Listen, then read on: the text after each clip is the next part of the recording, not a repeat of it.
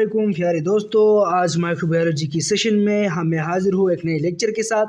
और आज हमारा लेक्चर है न्यूट्रिशनल रिक्वायरमेंट ऑफ बैक्टीरिया।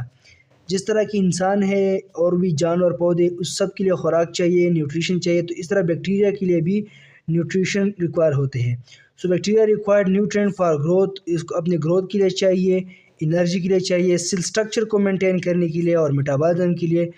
तो बैक्टीरिया को न्यूट्रिएंट चाहिए। अब इस जो न्यूट्रिएंट बैक्टीरिया को चाहिए उसको हमने क्लासिफाई किया है as a macronutrient, as a micronutrient और एज अ ग्रोथ फैक्टर। तो ये तीन तरह के न्यूट्रिएंट्स है जो कि बैक्टीरिया को चाहिए। मैक्रोन्यूट्रिएंट है फॉर बैक्टीरियल ग्रोथ, ये रिक्वायर्ड होता है लार्ज अमाउंट में। मैक्रोन्यूट्रिएंट ये लार्ज अमाउंट में रिक्वायर्ड होता है। इसमें कार्बन आता है, नाइट्रोजन आता है, hydrogen and oxygen, sulphur, phosphorus, water, ये मैक्रोन्यूट्रिएंट है। अगर हम माइक्रोन्यूट्रिएंट की बात करें तो ये रिक्वायर्ड होता है स्मॉल अमाउंट में। इसमें आता है आयरन आता है, मैग्नीशियम आता है, इसमें कैल्शियम, जिंक, कॉपर और मैंगनीज ये आते हैं। अगर ग्रोथ फैक्टर्स को हम देखें जो बैक्टीरियल ग्रोथ के लिए चाहिए तो इसमें विटामिन आते हैं, अमाइनो एसिड आते हैं, प्यूरिन और पायरामाइडिन्स आते हैं। तो ये वो न्यूट्रिएंट है जो बैक्टीरिया के लिए ज़रूरी है अपने ग्रोथ को कंटिन्यू करने के लिए। जो सबसे पहले मैक्रोन्यूट्रिएंट है तो उस मैक्रोन्यूट्रिएंट को वन बाय वन डिस्कस करते हैं। तो इसमें सबसे पहला वन जो कि है वो है कार्बन।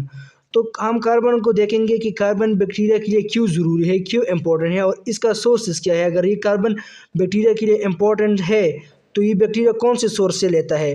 तो ये जो कार्बन है ये इम्पॉर्टेंट है कार्बोहाइड्रेट बनाने के लिए, प्रोटीन, लिपिड और न्यूक्लिक एसिड।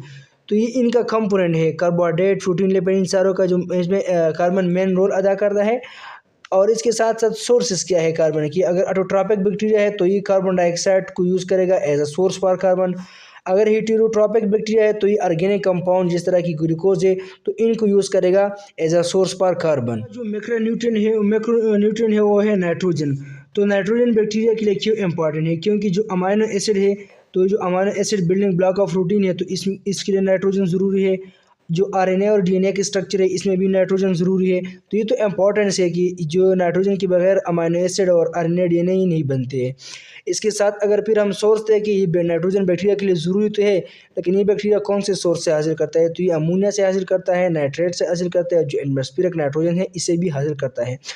तो इसमें एग्जांपल के तौर पे नाइट्रोजन फिक्सिंग बैक्टीरिया जो राइजोबियम है तो वो ये नाइट्रोजन को यूज़ करता है, नाइट्रोजन को इस्तेमाल करता है। तीसरे नंबर पे जो मैक्रोन्यूट्रिएंट है वो है हाइड्रोजन और ऑक्सीजन। तो हाइड्रोजन और ऑक्सीजन जो कि इंपॉर्टेंट है ऑक्सीडेशन रिडक्शन रिएक्शन के लिए। तो जो ऑक्सीडेशन रिडक्शन रिएक्शन है ये हाइड्रोजन और ऑक्सीजन के बगैर नहीं होती। और जो रिस्पायरेशन है वो एक ऑक्सीडेशन रिडक्शन रिएक्शन है या एक रिडॉक्स रिएक्शन है। तो उसकी नतीजे में तो एनर्जी भी प्रोड्यूस होता है। तो जो हाइड्रोजन और ऑक्सीजन है ये सोर्स ऑफ एनर्जी भी है, ऑक्सीडेशन रिडक्शन रिएक्शन के लिए भी इंपॉर्टेंट है और सोर्स ऑफ एनर्जी भी है।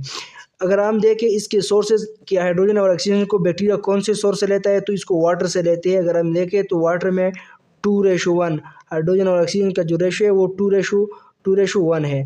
तो ये जो वाटर है इससे हाइड्रोजन और ऑक्सीजन लेते हैं। इसके अलावा जो ऑर्गेनिक कंपाउंड है जिस तरह की ग्लूकोज है तो इससे भी बैक्टीरिया जो कि है वो हाइड्रोजन और ऑक्सीजन को लेते हैं। और फिर ये जो हाइड्रोजन और ऑक्सीजन है ये ऑक्सीडेशन रिडक्शन रिएक्शन में भी यूज़ होते हैं और as a source of energy भी होते हैं। जो चौथा मैक्रोन्यूट्रिएंट है वो क्या है, वो है सल्फर।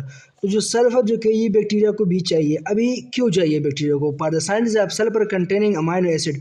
क्योंकि बैक्टीरिया को ये इसलिए चाहिए कि जो सल्फर कंटेनिंग अमाइनो एसिड है जिसमें सिस्टीन आता है और मेथोनिन, ये दो अमाइनो एसिड है जिसमें सल्फर है। तो इन अमाइनो एसिड की बनने के लिए बैक्टीरिया को सल्फर चाहिए, क्योंकि ये सल्फर के बगैर नहीं बनते हैं। तो अभी ये सोर्स ये सल्फर कहाँ से लेता है, तो ये सल्फेट से लेता है और सल्फाइड से लेता है बैक्टीरिया। इसके बाद आता है फास्फोरस। तो फास्फोरस भी एक मैक्रोन्यूट्रिएंट है जो कि बैक्टीरियल ग्रोथ के लिए चाहिए। तो अभी इम्पोर्टेंस क्या है, ये फास्फोरस बैक्टीरिया के क्यों चाहिए। तो अगर फास्फोरस नहीं है तो डीएनए और आरएनए का स्ट्रक्चर किस तरह बनेगा, क्योंकि जो न्यूक्लिक एसिड है जो कि डीएनए या आरएनए है ये बनता है न्यूक्लियोटाइड से। और ये हमको पता है कि न्यूक्लियोटाइड में नाइट्रोजीनियस बेस होता है, या तो प्यूरिन होगा या पायरामाइडिन होगा। और इसके साथ साथ पेंटोज शुगर होता है, इसमें या डीऑक्सीराइबोस होता है या राइबोस होता है और इसमें फास्फेट ग्रुप होता है। सो जो डीएनए या आरएनए का जो स्ट्रक्चर है इसके लिए फास्फोरस मस्ट है। या अगर आप एटीपी देखें तो इसमें एडेनोसिन ट्राईफास्फेट 3 फास्फेट ग्रुप होते हैं, तो ये भी फास्फोरस के बगैर नहीं बनते। अगर एटीपी नहीं बनता है तो एनर्जी कहाँ से मिलेगा। इसके बाद सेल मेम्ब्रेन फास्फोलिपिड। अगर ये जो सेल मेम्ब्रेन है जो वो फास्फोलिपिड बाइलेयर है उसमें फास्फेट ग्रुप मौजूद होता है, लेकिन ये लिपिड बाइलेयर होता है। तो जो DNA RNA है या ATP है या जो सेल मेम्ब्रेन है, इन सब चीज़ों के लिए फास्फोरस ज़रूरी है। तो सो विदाउट फास्फोरस बैक्टीरिया का जो ग्रोथ है वो कंटिन्यू नहीं रख सकते। अभी सोर्स किया है इस फास्फोरस को, जो बैक्टीरिया लेते हैं, जो different type of phosphate salt है, इससे ये जो बैक्टीरिया है वो फास्फोरस को लेता है। तो जो 6 नंबर पे मैक्रोन्यूट्रिएंट है बैक्टीरिया के लिए वो है वाटर। तो जो वाटर की इम्पोर्टेंस क्या है, सबसे पहले तो हमें ये याद होना चाहिए जो बैक्टीरिया सेल है वो 80% वाटर पे कंपोज्ड है। तो इससे आप अंदाज़ा लगा सकते हैं कि बैक्टीरिया सेल के लिए वाटर की कितनी इंपॉर्टेंस लगती है। तो ये तो सॉल्वेंट फॉर न्यूट्रिएंट, जो न्यूट्रिएंट बैक्टीरिया लेते हैं तो इसके लिए सॉल्वेंट की ज़रूरत होती है, क्योंकि ये डिज़ोल्व करते हैं न्यूट्रिएंट को, और जब वो न्यूट्रिएंट डिज़ोल्व होता है तो तब वो एब्जॉर्ब होते हैं। अगर न्यूट्रिएंट डिज़ोल्व नहीं हुआ है तो वो एब्जॉर्ब किस तरह होंगे। तो ये जो वाटर है वो इस न्यूट्रिएंट के लिए एक सॉल्वेंट के तौर पर काम करता है। दूसरा जो वाटर जो कि मीडियम पर different type of reaction, different type of enzymatic reaction, metabolic reaction जो कि ये वाटर में होता है। तो जो वाटर है ये एक इम्पॉर्टेंट है। इसके साथ साथ ये एक ट्रांसपोर्ट के तौर पे वाटर काम करता है बैक्टीरिया सेल में, क्योंकि ये न्यूट्रिएंट एंटो द सेल, जो वाटर के थ्रू से न्यूट्रिएंट एंटो द सेल भी आता है और वेस्ट जो कि वो आउट ऑफ द सेल जाता है। इसके साथ साथ ये जो वाटर है ये मेंटेन करता है सेल शेप को। सेल शेप को किस तरह मेंटेन करता है, क्योंकि ये सेल को हाइड्रेट रखता है, और जब सेल हाइड्रेट होगा तो प्रिवेंट फ्रॉम कोलैप्स, तो सेल जो कि वो कोलैप्स नहीं हो जाएगा क्योंकि वो हाइड्रेट होगा। तो ये जो वाटर है इसकी इंपॉर्टेंस है बैक्टीरिया सेल में, एक मैक्रोन्यूट्रिएंट है। अब ये सोर्स किया है, ये जो बैक्टीरिया है ये कौन से सोर्स से इस वाटर को लेता है। तो ये एनवायरनमेंट में अगर बैक्टीरिया है तो एनवायरनमेंट से भी ले सकते हैं। अगर कल्चर मीडिया है तो इसमें हमें वाटर प्रोवाइड करना होता है तो इससे भी लेता है। अगर ये बैक्टीरिया पैथोजेनिक है inside the body of living organism है, जो होस्ट है उसकी बॉडी फ्लूइड से भी। हम आते हैं माइक्रोन्यूट्रिएंट पे। तो माइक्रोन्यूट्रिएंट में सबसे पहले आयरन आता है।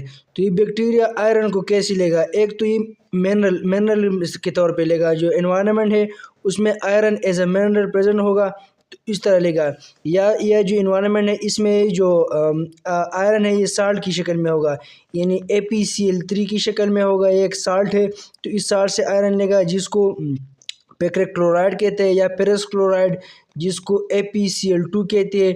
तो ये जो पेक्रिक क्लोराइड, पेरस क्लोराइड, इसके अलावा और पेक्रिक साइट्रेट, तो ये डिफरेंट टाइप ऑफ साल्ट है आयरन की। तो या तो इस साल्ट पाम से लेगा या मिनरल पाम से लेगा ये बैक्टीरिया एनवायरनमेंट से। Can also be obtain from host tissue, और अगर ये बैक्टीरिया पैथोजेनिक है तो होस्ट टिश्यू से भी आयरन लेगा। अभी इम्पोर्टेंस किया है इस ये जो आयरन है इसका बैक्टीरियल सेल में क्या इंपॉर्टेंस है। तो ये कंपोनेंट ऑफ साइटोक्रोम का एक कंपोनेंट है। साइटोक्रोम क्या है, तो ये एक प्रोटीन है जो कि ट्रांसफ़र करता है इलेक्ट्रॉन ट्रांसपोर्ट चेन में रेस्पिरेशन के दौरान। तो ये जो साइटोक्रोम है ये एक इम्पॉर्टेंट इलेक्ट्रॉन कैरियर है। इसके साथ साथ iron act as a cofactor for many enzyme in bacteria. तो ये जो आयरन है ये कोफैक्टर का भी काम करता है, और कोफैक्टर के बगैर जो एंजाइम होता है वो इनएक्टिव होता है। क्योंकि हमें ये पता है कि जो क्या है, ये हमको पता है कि एक एपो एंजाइम होता है और एक कोफैक्टर होता है। ये एपो एंजाइम जो कि होता है ये प्रोटीन पार्ट होता है, और ये जो कोफैक्टर होता है ये नॉन प्रोटीन पार्ट होता है। तो ये भी प्रोटीन पार्ट और ये नॉन प्रोटीन पार्ट है। जो एपो एंजाइम और कोफैक्टर ये दोनों कंबाइन होते हैं तो ये हेलो एंजाइम बनाता है, और ये जो हेलो एंजाइम होता है ये कम्प्लीटली एंजाइम होता है।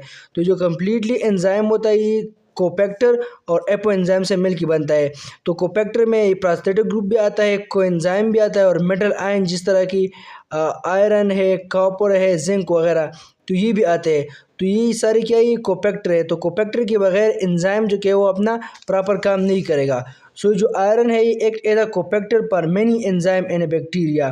तो जो बैक्टीरिया सेल है तो इसमें जो एंजाइम है बैक्टीरिया सेल के अंदर, तो इसके लिए कोफैक्टर तो ज़रूरी है ना। तो वो जो आयरन है वो एक्ट करता है एज अ कोफैक्टर। नंबर पे मैग्नीशियम आता है। तो मैग्नीशियम का सोर्स भी ये salt, different type of salt है जो कि इन्वायरमेंट में पाए जाते हैं, और उस साल्ट में मैग्नीशियम प्रेजेंट होता है तो वो बैक्टीरिया लेता है। इसके साथ साथ जो मिनरल है, जो मैग्नीशियम है, ये मिनरल की तौर में भी इन्वायरमेंट में प्रेजेंट होता है तो बैक्टीरिया उसको लेता है। अभी इसकी इम्पोर्टेंस क्या है, तो ये होल्ड करता है राइबोसोमल स्ट्रक्चर को टुगेदर। जो डिफरेंट राइबोसोमल स्ट्रक्चर है और राइबोसोमल यूनिट है तो उनको होल्ड करने का काम मैग्नीशियम करता है। तो और राइबोसोम क्या है, वो प्रोटीन मशीन है, प्रोटीन को सिंथेसाइज करता है। सो जो मैग्नीशियम है वो प्रोटीन सिंथेसिस में हेल्प करता है बैक्टीरिया के लिए। और ये जो प्रोटीन एंजाइम भी एक प्रोटीन है। इसके साथ साथ many enzyme need magnesium as a cofactor to work.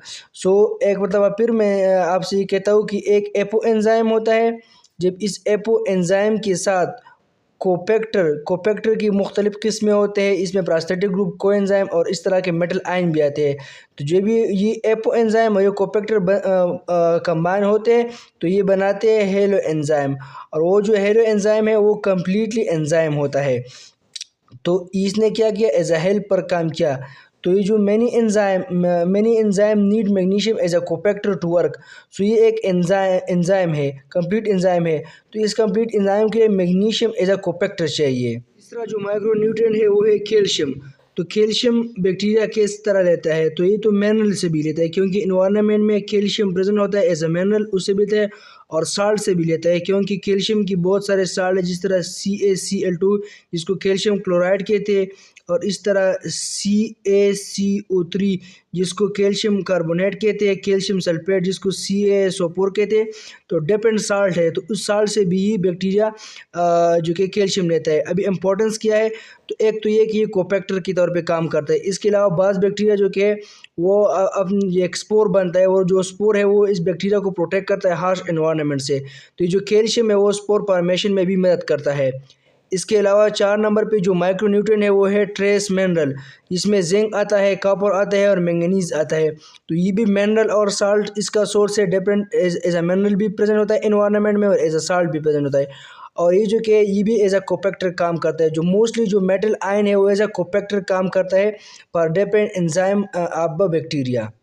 Micronutrient और मैक्रोन्यूट्रिएंट के अलावा और भी फैक्टर है जिनको बैक्टीरिया को चाहिए, न्यूट्रिशनल फैक्टर है, इनको कहते हैं growth factor. So these are special organic nutrient. ये भी न्यूट्रिएंट है, लेकिन ये स्पेशल ऑर्गेनिक न्यूट्रिएंट है that some bacteria can not make themselves, जिसको बाज़ बैक्टीरिया नहीं बनाते।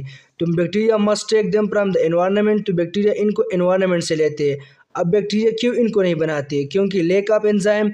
इनके जो ग्रोथ फैक्टर के लिए जो एंजाइम चाहिए वो बैक्टीरिया में एब्सेंट होते हैं, या इसके बनने के लिए टू मच एनर्जी चाहिए। तो इन दो प्रॉब्लम्स की वजह से, जो टू मच एनर्जी चाहिए या लैक ऑफ एंजाइम हो, तो इसकी वजह से बाज़ ऐसे ऑर्गेनिक न्यूट्रिएंट है जिसको बैक्टीरिया नहीं बनाते हैं, तो इसको ग्रोथ फैक्टर कहते हैं। और वो जो ग्रोथ फैक्टर है वो फिर बैक्टीरिया बाहर से लेते हैं। तो जो ग्रोथ फैक्टर है उनमें विटामिन आता है बेसिकली, और इसके साथ साथ अमाइनो एसिड और न्यूक्लियोटाइड आते हैं। तो ये कॉमन जो कि ग्रोथ फैक्टर है जो कि बैक्टीरिया बाहर से लेते हैं। विटामिन में मोस्टली जो बी कम्प्लेक्स है, जिसमें थायमीन B1 आता है, राइबोफ्लेविन B2 आता है और नायासिन B3 आते हैं। इस तरह तो इसका सोर्स क्या है, अगर बैक्टीरिया ये कहाँ से लेते हैं, या तो होस्ट टिश्यू से लेते हैं अगर पैथोजन के, अगर कल्चर मीडियम में बैक्टीरिया है तो इससे लेगा, या एनवायरनमेंट से लेते हैं। अब इसका इंपॉर्टेंस क्या है इन विटामिन का, तो जो थायमीन है ये कार्बोहाइड्रेट मेटाबॉलिज्म के लिए इम्पॉर्टेंट है, क्योंकि ये डीकार्बोक्सिलेशन रिएक्शन में हिस्सा लेते हैं। इसके साथ साथ जो राइबोफ्लेविन है तो ये ऑक्सीडेशन रिडक्शन रिएक्शन जो कि है, जो रिडॉक्स रिएक्शन है उसमें एज ए कैरियर यूज़ होता है। और जो एपेमेन और एपेडी है इसको बनाने में हेल्प करता है। और जो नायासिन है तो ये NAD और NADP को बनाने में हेल्प करता है। सो जो विटामिन है ये भी बैक्टीरिया के लिए ज़रूरी है, लेकिन ये जो विटामिन है ये बैक्टीरिया ख़ुद नहीं तैयार करते हैं, ये बाहर से रहते हैं, तो इसलिए इनको ग्रोथ फैक्टर कहते हैं। दूसरा ग्रोथ फैक्टर है वो है अमाइनो एसिड, और ख़ासतर मेथोनिन और लाइसिन। तो ये जो मेथोनिन और लाइसिन है ये एज अ ग्रोथ फैक्टर है बैक्टीरिया के लिए, क्योंकि ये बाहर से देते हैं। इसका सोर्स क्या है, या तो होस्ट टिश्यू होगा या कल्चर मीडिया होगा जिसमें बैक्टीरिया है। अभी इसका इंपॉर्टेंट क्या है, तो क्योंकि ये एक अमाइनो एसिड्स है, तो अमाइनो एसिड का काम क्या होता है, प्रोटीन सिंथेसिस होता है। और जो तीसरा ग्रोथ फैक्टर है वो है न्यूक्लियोटाइड्स। न्यूक्लियोटाइड में फिर प्यूरिन जो एडेनिन और ग्वानिन है, और पैरामाइडिन जिसमें साइटोसिन, थायमीन और यूरासिल आता है। और इसके साथ साथ निकोटामाइड एडेनिन डाई न्यूक्लियोटाइड। तो ये जो न्यूक्लियोटाइड है प्यूरिन, पैरामाइडिन और जिस तरह NAD, तो ये न्यूक्लियोटाइड बैक्टीरिया के लिए ग्रोथ फैक्टर के तौर पे काम करता है। इसको बाहर से देना पड़ता है। अक्सर बैक्टीरिया जो कि सारी नहीं बल्कि अक्सर बैक्टीरिया इनको खुद नहीं बनाते हैं। अभी सोर्स क्या है इनका, तो बैक्टीरिया ये लेगा होस्ट टिश्यू से लेगा अगर पैथोजेनिक है, या कल्चर मीडिया से लेगा। अभी इम्पोर्टेंस क्या है इन प्यूरिन पैरामाइडिन जो न्यूक्लियोटाइड है, तो इनका जो इम्पोर्टेंस है तो वो डीएनए और आरएनए बनाने में ये हेल्प करता है। जो कि न्यूक्लिक एसिड है वो न्यूक्लियोटाइड से बनाता है। जो डीएनए और आरएनए न्यूक्लिक एसिड है तो ये किससे बनते हैं? न्यूक्लियोटाइड से। और इस तरह जो एनएडी है तो ये सोर्स ऑफ एनर्जी भी है। तो ये था आज का लेक्चर जो कि न्यूट्रिशनल रिक्वायरमेंट ऑफ बैक्टीरिया के ऊपर था। Thank you.